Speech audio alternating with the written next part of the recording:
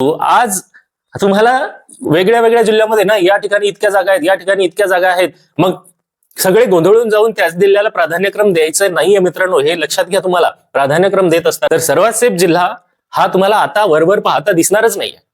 तो कुठे दिसणार आहे? ज्यावेळेस पवित्र पोर्टलचं प्राधान्यक्रम देण्याची सुविधा सुरू होणार आहे ना, त्यावेळेस तुम्हाला लॉग इन करायचं आहे. लॉग इन केल्याच्या नंतरच तुम्हाला तेव्हा कन्फर्म करणार आहे. आता या जिल्ह्यामध्ये 500 जागा आहेत, या जिल्ह्यामध्ये 700 जागा आहेत, या जिल्ह्यामध्ये 300 जागा आहेत, हे जरी तुम्हाला माहित पडत आहे पण ही ऑथेंटिक इन्फॉर्मेशन नसणार आहे. कारण तिथे मार्कनुसार कॉम्पिटिशन कमी जास्त होणार आहे, बरोबर आहे. कारण हे बाकीच्या गोष्टी तर त्यामध्ये लागणारच आहेत. मग तुम्हाला 6वी ते 8वीला द्यायचं की 1ली ते 5वीला टार्गेट. पण आता त्याचा अभ्यास कसा करायचा की लो कॉम्पिटिशन हाय कॉम्पिटिशन कशी ठरवायची, माझी जागा कुठे फिक्स होणार आहे हे कसं ठरवायचं.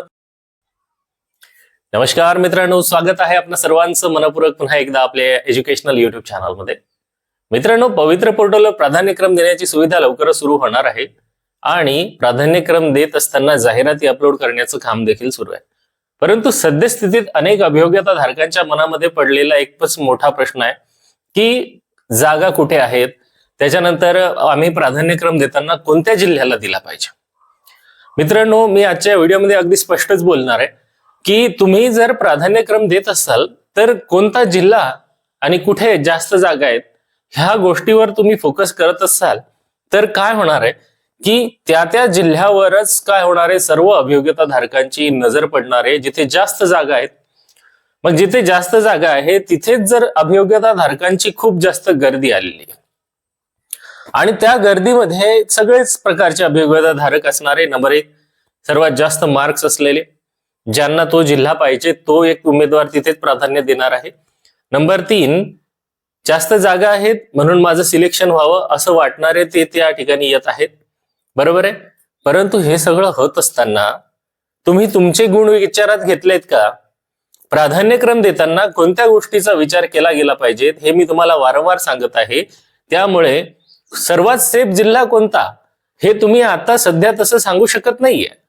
परंतु जर कोणी तुम्हाला समाज माध्यमांमध्ये वेगवेगळ्या मीडियामध्ये तुम्ही बरेचसे माहिती घेत असता तर सर्वात सेफ जिल्हा हा तुम्हाला आता वरवर पाहता दिसणारच नाहीये.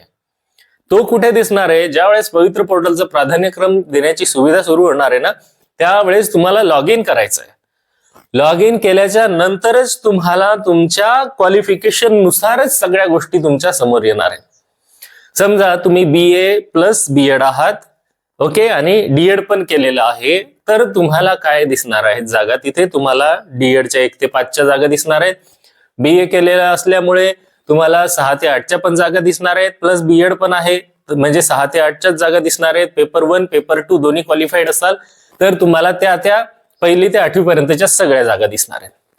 हे तुमच्या त्या रजिस्ट्रेशनच्या नुसार तुम्हाला त्या जागा दिसणार.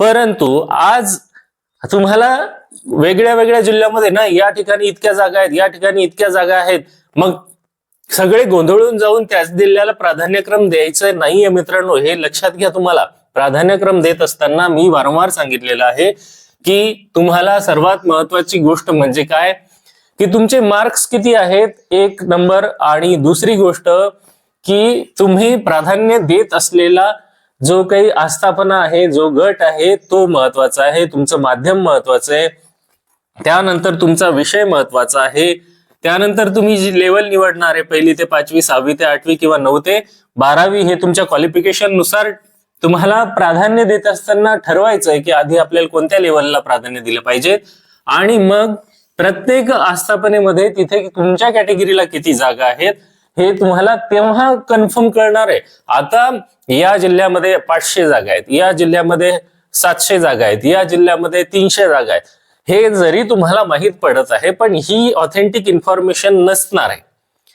कारण ती इन्फॉर्मेशन तुम्हाला खरी कधी कळणार आहे? ज्यावेळेस प्राधान्यक्रम देत असताना तुम्ही ती जाहिरात ओपन करणार आहे. कारण आज जरी आपल्याला ह्या बाहेरून गोष्टी माहित पडत आहेत पण ही ऑथेंटिक इन्फॉर्मेशन नसणारच आहे. ऑथेंटिक इन्फॉर्मेशन कधी म्हणायचं? जेव्हा ती प्राधान्यक्रम तुम्ही देताना ती पर्टिक्युलर जाहिरात उघडली, त्या जाहिरातीमध्ये तुम्हाला दिसणार आहे की माझ्या कॅटेगरीला या आस्थापनेमध्ये इतक्या जागा आहेत, ह्या झाल्या तुमच्या फायनल आणि कन्फर्म जागा. आणि त्या जागेनुसारच तुम्हाला मग ठरवायचंय की मला आता इतके 300 आस्थापना आल्यात किंवा 100 आस्थापना आल्यात किंवा जास्त आल्यात, तर याच्यापैकी सर्वात जास्त जागा कुठे आहेत, तर त्या जागा तुमच्यासाठी सर्वात जास्त जागावाल्या जिल्हा असेल किंवा आस्थापना असणार आहे. आणि त्याच्यानंतर मग तुम्हाला ठरवायचंय की तिथेच मला प्राधान्यक्रम द्यायचा आहे का, की मला जिथे लो कॉम्पिटिशन आहे तिथे प्राधान्यक्रम द्यायचा आहे, हे ठरवायचंय तेव्हा. पण आता त्याचा अभ्यास कसा करायचा, की लो कॉम्पिटिशन हाय कॉम्पिटिशन कशी ठरवायची, माझी जागा कुठे फिक्स होणार आहे हे कसं ठरवायचं, तर याच्यासाठी तुम्हाला तुमचे जे काही शैक्षणिक तसेच व्यावसायिक पात्रता आहे ना त्याच्यानुसार ते ठरवावं लागणार आहे. समजा तुमचं काय आहे, डीएड आहे. मग डीएड आहे म्हणजे तुम्ही 1ली ते 5वी साठी पात्र आहात, बरोबर आहे. जर तुमचं बीए पण आहे, टीईटी पेपर 1 आहे आणि टीईटी पेपर 2 पण आहे, तर मग तुम्ही 6वी ते 8वी साठी पण पात्र असणार आहेत. आलं का लक्षात? मग हे 6वी ते 8वी, आता या 2 मध्ये तुम्हाला तुलना करायची आहे की मी वरच्या वर्गावर जाणार आहे का, मग 6वी ते 8वीला जास्त प्राधान्य द्यावं तर तेवढे मार्क मला आहेत का, कारण तिथे मार्कनुसार कॉम्पिटिशन कमी जास्त होणार आहे, बरोबर आहे. कारण हे बाकीच्या गोष्टी तर त्यामध्ये लागणारच आहेत. मग तुम्हाला 6वी ते 8वीला द्यायचं की 1ली ते 5वीला टार्गेट करायचं हे ठरवावं लागणार आहे. ज्यांची हायर क्वालिफिकेशन आहे ते 9वी ते 12वी साठी, मग तिथे बरेचसे उमेदवार टीईटी पात्र नसणारे तिकडे येणार आहेत, आहे की नाही, पण हायर क्वालिफिकेशन असणारे तिकडे जाणार आहेत. मग त्यांना तुम्हाला तिथे प्राधान्य द्यायचंय का, हे असं तुम्हाला नंतर ठरवायचं. मग आज रोजी तुम्ही वेगवेगळ्या जिल्ह्यामध्ये किती जागा आहेत हे पाहून गोंधळून जाऊ नका. हे सांगण्यासाठी त्याचबरोबर गोंधळायचं नाहीये, प्राधान्यक्रम देत असतानाच तुम्हाला पूर्ण अनालिसिस करायचं आहे. त्यामध्ये तुम्हाला तुमच्या माध्यमानुसारच तुम्हाला जागा दिसणार आहे. हो, बरेच उमेदवारांचं म्हणणं होतं, सर मग आम्हाला आमच्याच माध्यमाच्या जागा येतील का? हो. मग सर आम्हाला ते तपासून पाहावंच लागेल का? हो. का तपासून पाहावं लागेल, की जर तुमचं रजिस्ट्रेशन करत असताना काही चूक झाली असेल तर तुम्हाला चुकीची जागा पण येत असते. एखाद्या उमेदवाराने चुकून काय केलं, टीईटी पेपर 2 ला यस करून टाकलं, पण त्याच्याजवळ टीईटी पेपर 2 चा पासिंग नाहीच आहे, त्याच्याजवळ सर्टिफिकेटही नाही. मग त्याला पेपर 2 ची पण जागा दिसणारच होती ना, कारण रजिस्ट्रेशन मध्ये त्यांनी केलेलं आहे यस.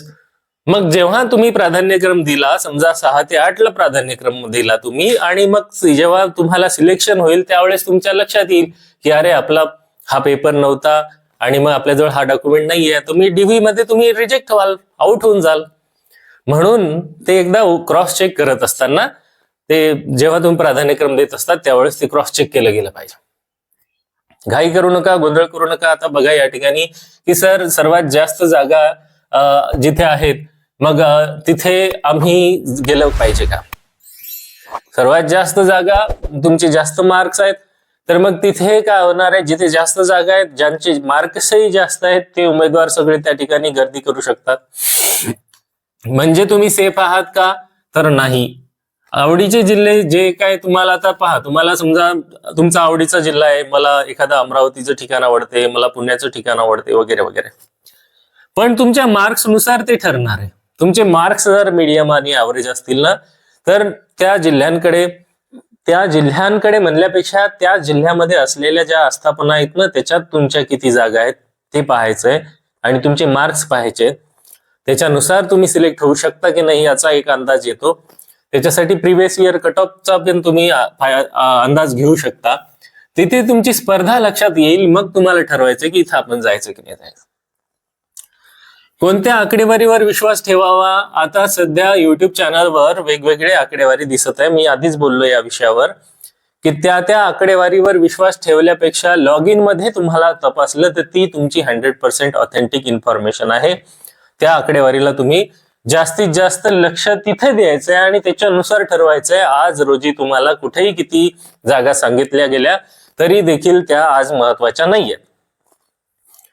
कारण जागा जास्त आहेत म्हणजे तुम्हाला तिथे सिलेक्ट होता येत नसते. तुम्हाला बाकीच्या गोष्टीचा विचार करायचा आहे, तुमचे मार्क्स ठरवायचे, तुमची कॅटेगरीला किती जागा आहेत ते पाहायचंय, तुमचं सामाजिक समांतर आरक्षण काय आहे ते पाहायचंय, तुमचे है ना विषय आणि जे काही माध्यम आहे ते पण पाहावं लागणार आहे.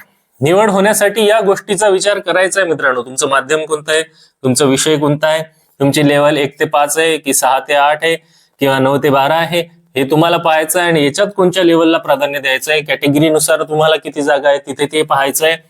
तुमचं समांतर आरक्षण पाहायचंय, दिव्यांग, अनाथ, माजी सैनिक, प्रकल्पग्रस्त हे जर असेल तर त्याचा फायदा घ्यायचा. आणि सर्वात महत्वाचं की तुमच्या गुणानुसार तुम्ही त्या ठिकाणी ऍडजस्ट होऊ शकता की नाही. कारण तुमचे मार्क्स जर कमी असतील आणि तुम्ही जर तो जिल्हा चांगला आहे वगैरे ह्या सगळ्या गोष्टी तुम्ही पाहिल्या, तुमच्या कॅटेगरीच्याही जागा तिथे चांगल्या आहेत, पण स्पर्धा तिथे वाढली तर तुम्हाला त्या ठिकाणी नंबर लागण्याचे चान्सेस कमी आहेत. जिथे जास्तीत जास्त लागण्याची शक्यता आहे अशा गोष्टींवर विश्वास ठेवायचा आहे. मोस्ट ट्रस्टेड गोष्टीवरच विश्वास ठेवा. जास्तीत जास्त ऑथेंटिक इन्फॉर्मेशनवरच फोकस करा. गोंधळून जाऊ नका. गोंधळलेल्या परिस्थितीमध्ये कोणताही प्राधान्यक्रम देऊ नका. जशी त्याची वेळ येईल तसं माझ्या चॅनलवर मी एक ऑथेंटिक इन्फॉर्मेशनचे व्हिडिओज टाकलेले आहेत. ते मुद्देच तुम्ही वारंवार लक्षात घ्या. तसेच ज्यावेळेस देखील याची गरज पडणार आहे त्या वेळेस मी तुम्हाला व्हिडिओच्या माध्यमातून सांगणार आहे. त्यामुळे मित्रांनो, प्लीज स्वतःवर विश्वास ठेवा आणि ऑथेंटिक इन्फॉर्मेशनच फॉलो करा, जेणेकरून आपलं नुकसान होणार नाही.